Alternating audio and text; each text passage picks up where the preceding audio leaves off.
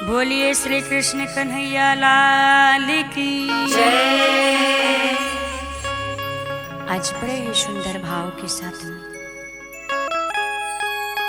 कथा के माध्यम से आज आप लोगों को हम द्रौपदी चीरहरण की कथा को श्रवण करवाएंगे। और द्रौपदी चरित्र की कथा बड़ी ही मार्मिक कथा है, बड़ी ही अद्भुत कथा है। तो बड़ी ही श्रद्धा पूर्वक भाव से बैठ करके मन को चित्त को एकाग्र करके हम भगवान की कथा को श्रवण करेंगे।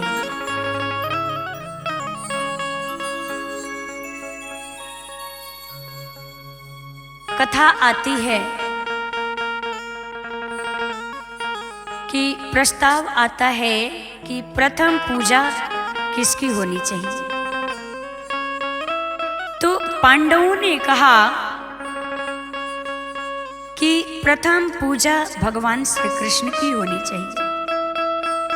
वहीं खड़ा था शिशुपाल। यह बात जब शिशुपाल ने सुना तो भगवान को गालियां देने लगा। और भगवान को जब गालियां दिया, शिशुपाल का जब जन्म हुआ तो पता चल गया कि शिशुपाल का वध श्री कृष्ण के हाथों से ही होगा। जब ये बात शिशुपाल की मां को पता चला तो शिशुपाल की मां रोने लगी। तो भगवान ने शिशुपाल के माता जी को वचन दिया कि देखो, मैं इसके 100 अपराध तक क्षमा करूंगा, 100 अपराध माफ कर दूंगा,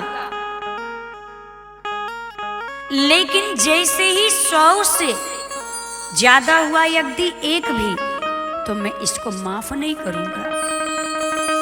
तो शिशुपाल ने भगवान को गालियां देने लगा। भगवान मुस्कुराए, मुस्कुराते रहे, मुस्कुराते रहे। जैसे ही 100 गालियां पूरी हुई, भगवान ने बीच में सावधान किया, बीच में रोका शिशुपाल को कि देखो, तुम अभी भी चुप हो जाओ, नहीं तो जैसे ही 101 गाली होगी मैं तुम्हें छोड़ूंगा नहीं। जैसे ही 101 गालियां हुआ, भगवान ने उठाया अपने सुदर्शन चक्र को और शिशुपाल का धड़ से सिर को अलग कर दिया, शिशुपाल को समाप्त कर दिया भगवान। जैसे ही शिशुपाल के सिर से धड़ को अलग किया, उस समय पर भगवान की उंगली कट गई। भगवान की उंगली से रक्त निकलने लगा और वहां खड़ी थी भगवान श्री कृष्ण की रानियां। रानियां वो उस खून को देख करके, उस रक्त को देख करके विचलित हो गई, इधर उधर दौड़ने लगी कि अब हम लोग क्या करें। शोक सप्तभामा कियो रुक्मिणी रोई धाय, बांधन को पट खोजते पट रानी अकुला। तब लगी देवी द्रौपदी जो देखे अदबी, अंगूरी बांधन को तुरंत चीरो अपनी चीर। शोक सप्तभामा कियो रुक्मिणी रोई धाय, बांधन को पट खोजती पट रानी अकुलाए। उस रुधिर को देख करके रानियां विचलित होने लगी, बांधने के लिए पट खोजने लगी कि अब क्या करूं, क्या नहीं करूं। वहीं पे खड़ी थी द्रौपदी। द्रौपदी ने देखा कि मेरे भैया की उंगली कट गई है और मेरे भैया की उंगली से रक्त निकल रहा है। द्रौपदी ने तुरंत अपने साड़ी के पल्लू को फाड़ा और फाड़ करके भगवान के उंगली में चीर बांध दिया। भगवान कहते हैं, अरे बहन, तुमने मेरी उंगली पे बांधने के लिए अपने करोड़ों रुपए की साड़ी को फाड़ दी। अरे जरा सा खून क्या बह गया, तूने तो करोड़ों की साड़ियां फाड़ दी। यह सुन करके द्रौपदी के नेत्र सजल हो गए, रोने लगी और कहने लगी, हे केशव, आप अपने खून की तुलना इस साड़ी से करते हैं, जिनके एक एक रोम रोम में करोड़ों ब्रह्मांड पलता है। और वैसे भी प्रभु, इस साड़ी को मैंने नहीं फाड़ी, और जो आपके काम नहीं आए, ये साड़ी किस काम का है भगवान? द्रौपदी कहती है, प्यारे घनश्याम, यदि काम आवे आपके, तो काढ़ दूं नसों को, ये तो रेशम की धागे है। धागे भी साधारण इनका कौन मोल करे, धागे भी साधारण इनका कौन मोल करे। न दुल्हन के जोड़े हैं, न दुल्हा के पागे हैं। और भैया ऐसे भी इस साड़ी को मैंने नहीं फाड़ी। द्रौपदी कहती है, मैंने नहीं फाड़ी चीर, पीर देख अधीर हो। धागे ही नाथ स्वयं चीर छोड़ भागे हैं। मैंने नहीं फाड़ी चीर, पीर देखे अधीर हो। धागे ही स्वयं नाथ चीर छोड़ भागे हैं। वो धागे हैं अभागे, जो बढ़े नहीं आगे। वो धागे हैं अभागे, जो बढ़े नहीं आगे।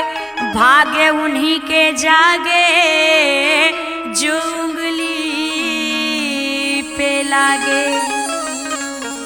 इतनी बात जब कन्हैया ने सुनी, तो कन्हैया रो पड़े। नेत्र से झरझर झरझर अश्रुधार निकलने लगा। और कन्हैया रोते के क्रम में उन्होंने कहा कि हे बहन द्रौपदी,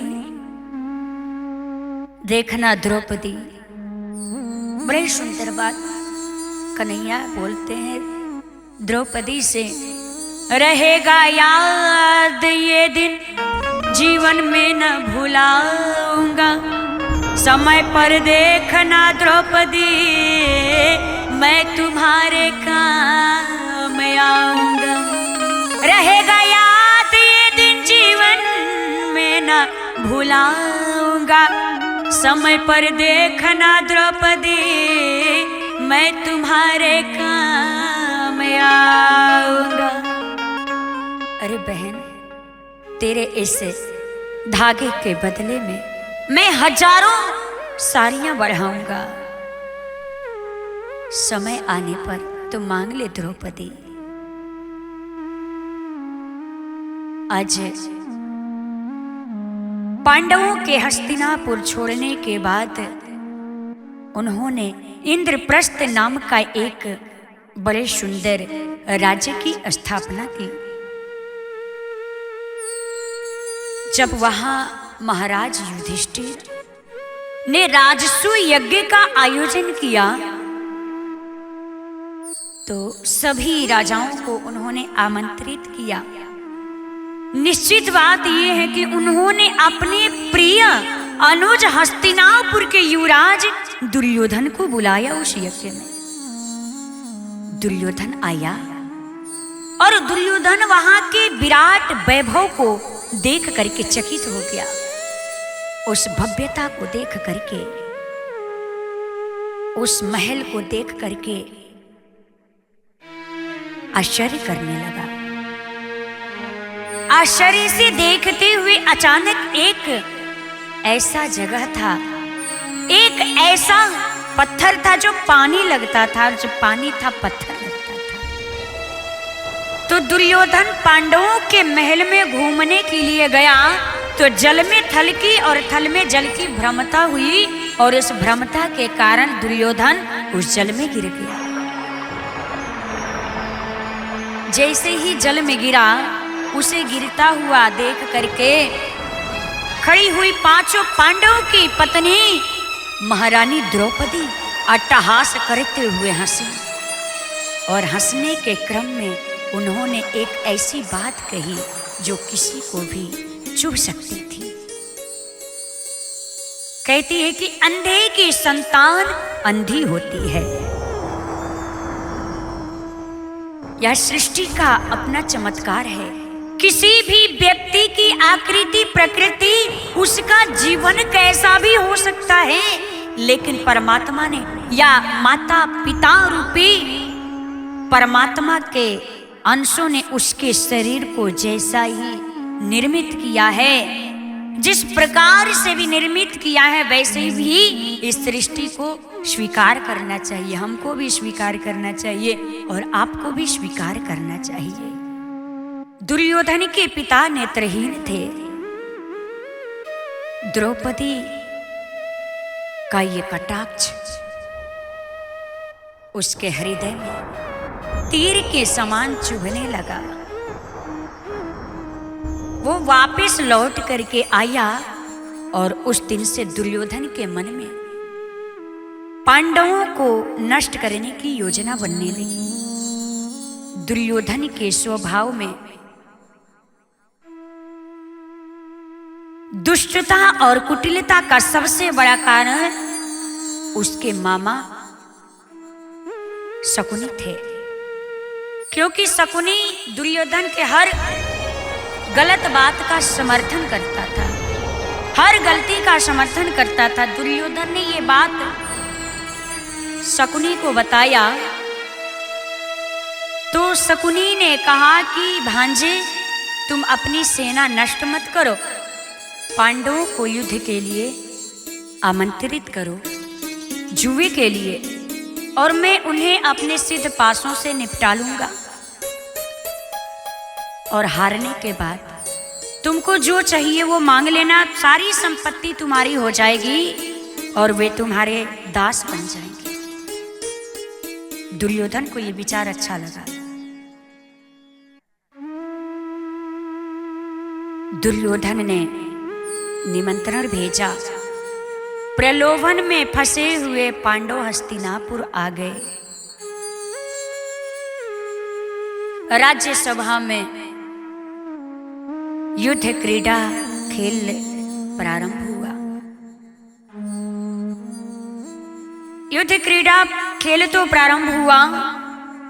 पांचों पांडवों के बड़े भाई युधिष्ठिर सब कुछ हारते चले गए। सारा राज्य संपत्ति दांव पर लगा दिए, अपने आप को हार गए। पांचों पांडव हार गए।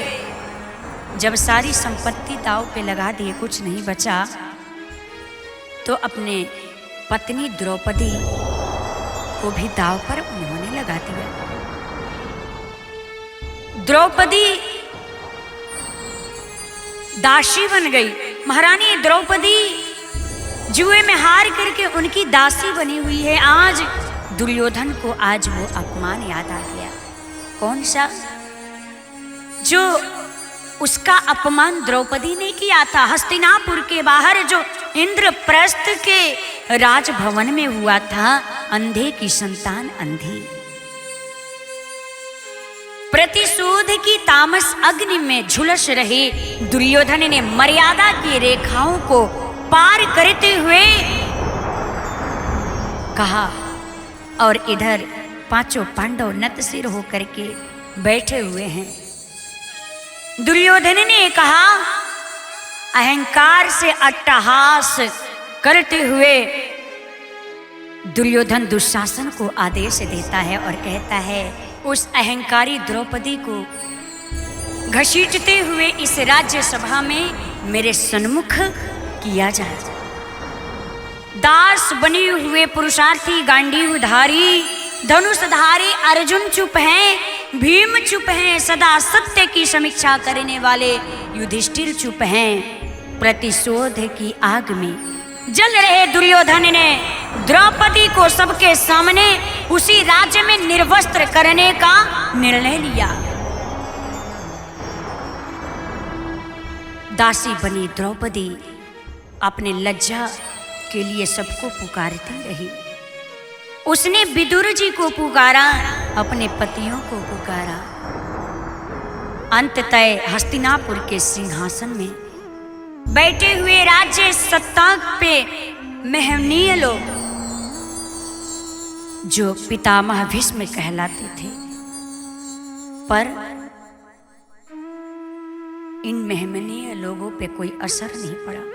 पितामह भीष्म, गुरु द्रोणाचार्य, कृपाचार्य, किसी पे कोई असर नहीं पड़ा। क्यों असर क्यों नहीं पड़ा? क्योंकि दुर्योधन के दूषित अन्न को उन्होंने, कुधान ने अन्न को खा लिया था। इसलिए अन्न यदि किसी भी व्यक्ति को खाना चाहिए तो बड़े ही शुद्धता के साथ में, पवित्रता के साथ में खाना चाहिए, क्योंकि कहा जाता है कि जैसा खाओ अन्न वैसा होवे मन। सबने दुर्योधन के दूषित अन्न को खा करके बैठे हुए थे, इसलिए उनकी बुद्धि दूषित हो गई थी। दुशासन उस भरी सभा में उस महारानी द्रौपदी को घसीटते हुए लेकर के आया।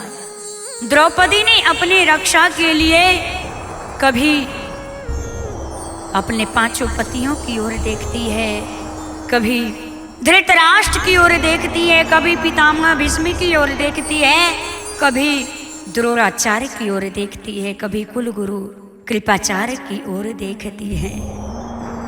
जब कहीं से द्रौपदी को आस नहीं मिला, सोचने लगी अब मेरे लाज को कोई नहीं बचा पाएगा। जब कहीं से आशा नहीं मिला तो द्रौपदी उस भगवान को याद करके रोने लगी और कहती है, हे कृष्ण द्वारिका वासी, देव देव जगतपति। कृष्ण को याद करके रोने लगी, हे कृष्ण द्वारिका वासी, देव देव जगतपति। उस कृष्ण को याद करके द्रौपदी रोने लगी, हे भैया आप आओ और आज मेरे लाज को बचाओ। दुशासन से कहती हैं कि रे दुष्ट दुशासन, तुझे जितना भी जोर लगाना है लगा ले। मैं अपने भैया को बुलाऊंगी और वो भैया आकर के मेरी लाज को बचाएंगे, मेरी रक्षा अवश्य करेंगे। आज द्रौपदी कहती है, पंडित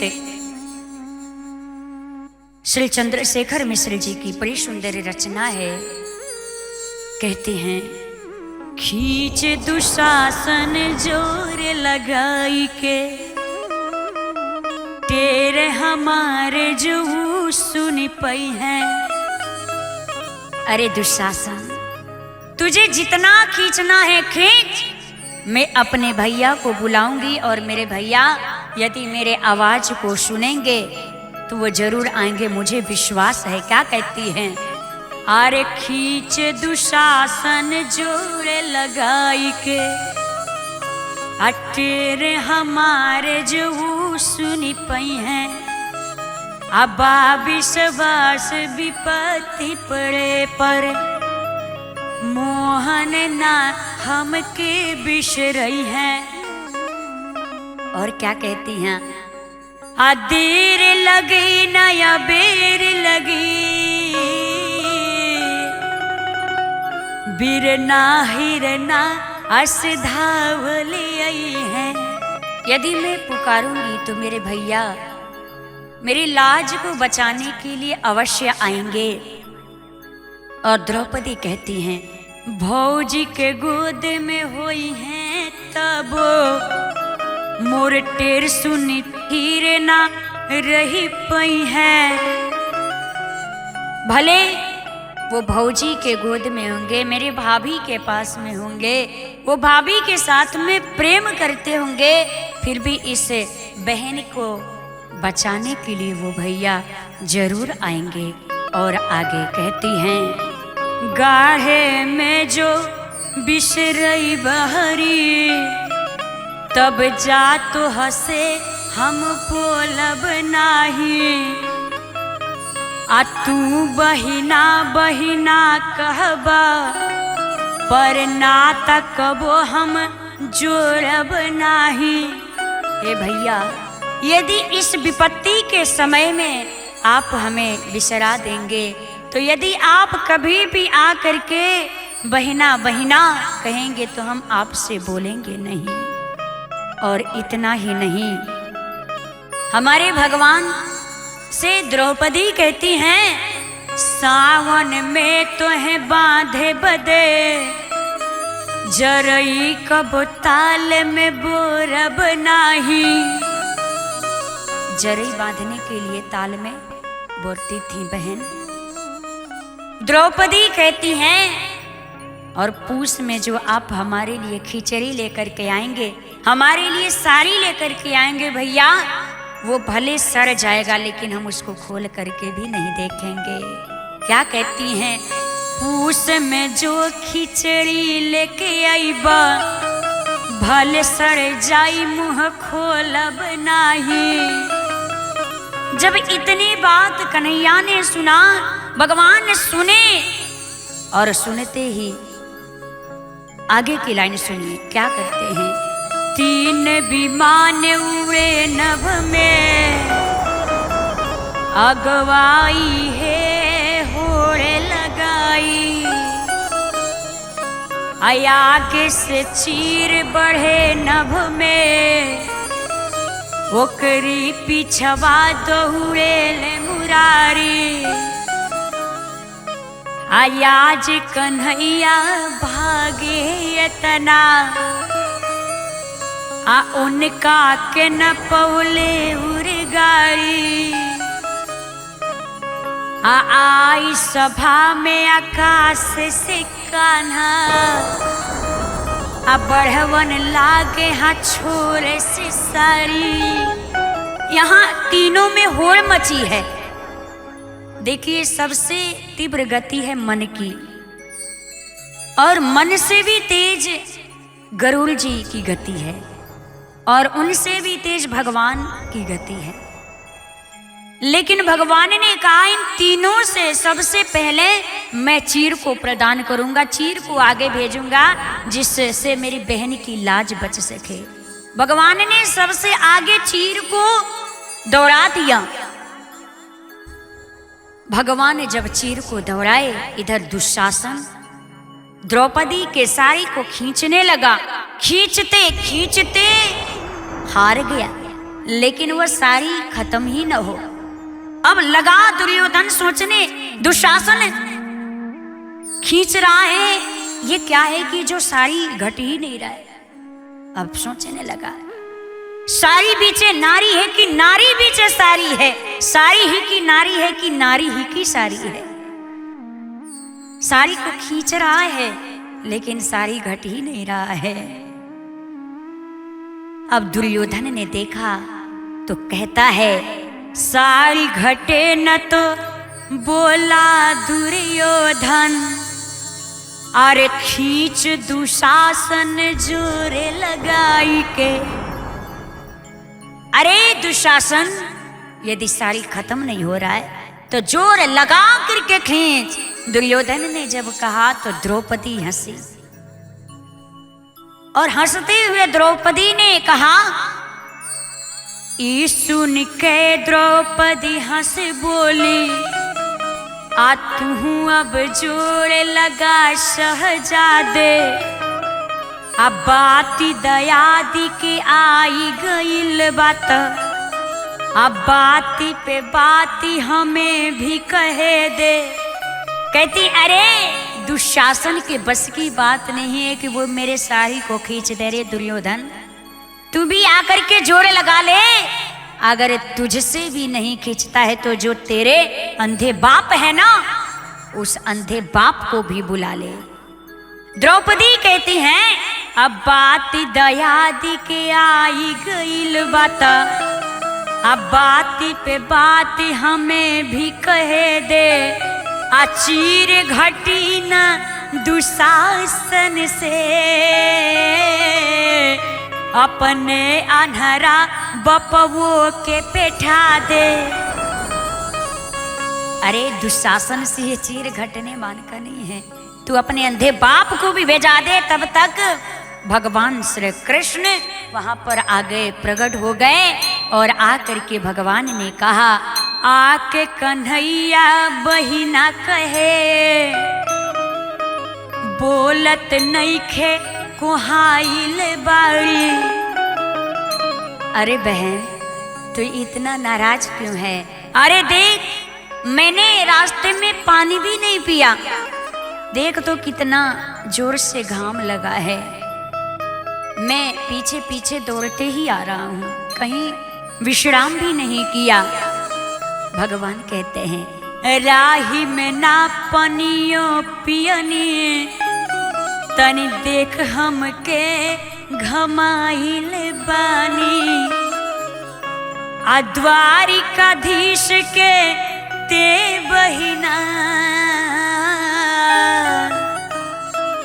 अलुगरी बदे काहे कुहाइल बाड़ी।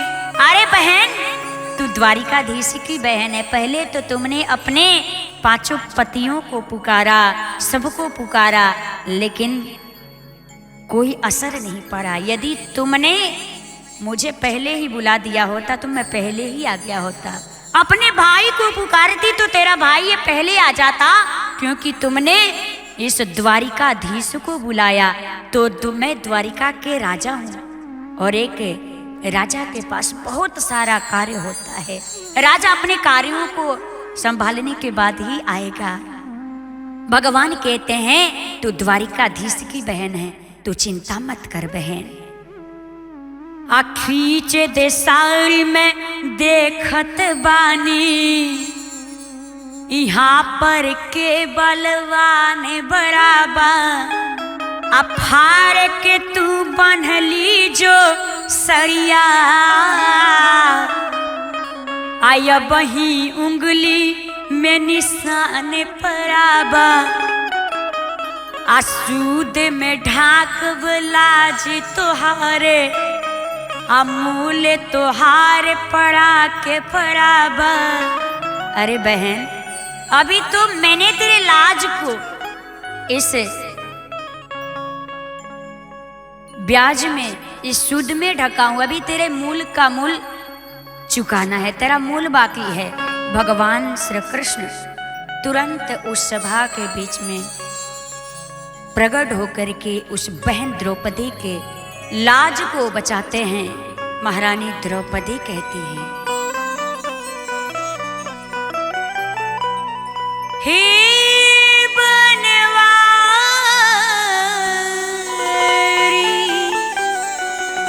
कृष्ण मुरारी,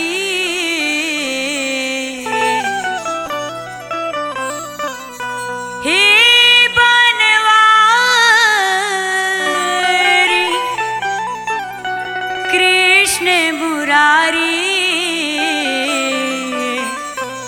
लाज रखो है कृष्ण मुरारी, लाज रखो हे कृष्ण मुरारी, लाज रखो हे कृष्ण मुरारी, हे बनवारी कृष्ण मुरारी, लाज रखो है कृष्ण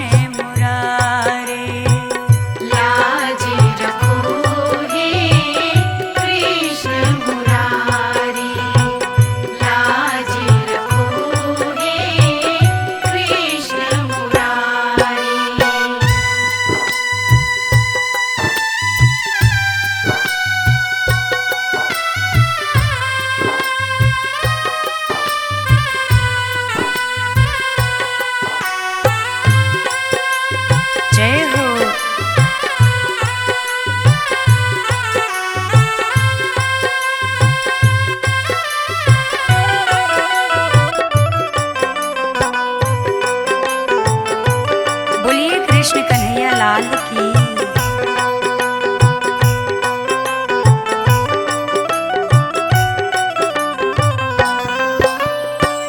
कहता है खुद को बलशाली, कहता है खुद को बलशाली, कहता है खुद को बलशाली, कहता है खुद को बलशाली, कहता है खुद को बलशाली, कहता है खुद को बलशाली, कहता है खुद को बलशाली, कहता है खुद को बलशाली, खींच रहा है, खींच रहा है अबला की साड़ी, लाज रखो है कृष्ण मुरारी, लाज रखो हे कृष्ण मुरारी, लाज रखो हे कृष्ण मुरारी।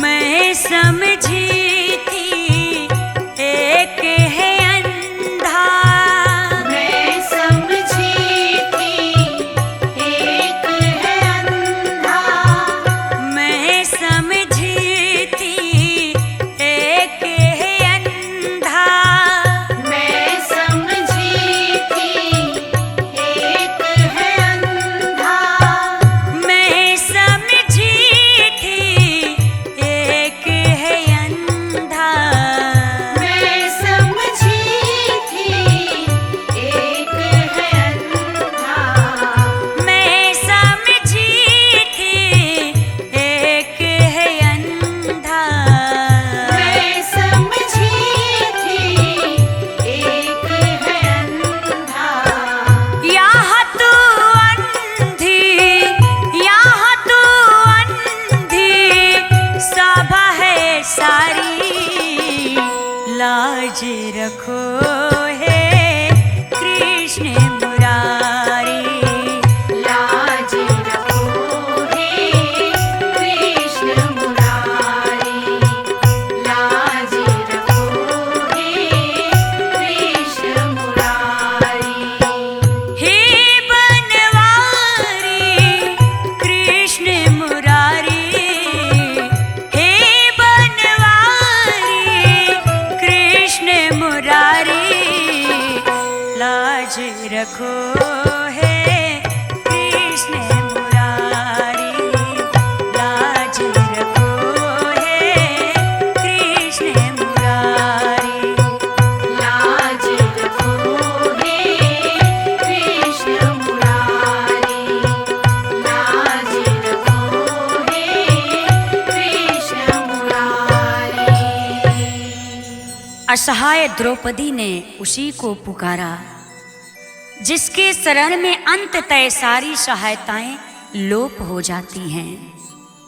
वो मनमोहन कन्हैया कृष्ण को गुहार लगाई और कहा भी जाता है कि निर्बल के बल तो वे ही हैं। उस सभा में भगवान द्रौपदी के लाज को आकर के बचाए। दुशासन का हाथ उस साड़ी को खींचते खींचते फट गया, लेकिन चीर कम नहीं पड़ा। उसी क्षण द्रौपदी ने उस सभा के सामने भीषण प्रतिज्ञा की कि जिस जंघा को फटकार करके दुर्योधन ने अपनी भाई की पत्नी को उस पर बैठने के लिए अमर्यादित आमंत्रित दिया था, द्रौपदी ने दुर्योधन से कहा कि हे दुर्योधन, इसी जंघा के टूटने से तेरी मृत्यु हो जाएगी। और जिस दुशासन ने अपनी पूजनीय भाभी को उसके केसों को पकड़ करके उस रजस्वला स्त्री को उस सभा में उपस्थित किया था, द्रौपदी ने प्रतिज्ञा किया कि आज के बाद मैं अपने केसों को खुला रखूंगी, उस दुशासन के रक्त से मैं धुलूंगी, उसके बाद ही मैं अपने केसों को बांधूंगी। इस कथा का सार है कि किसी भी व्यक्ति को अकारण अपमानित करने से बचा जाए। किसी भी व्यक्ति को अकारण अपमानित नहीं करना चाहिए। सिर्फ द्रौपदी के एक उपहास ने इतना बड़ा महाभारत खड़ा कर दिया, इसलिए किसी को भी अकारण अपमानित मत करिए।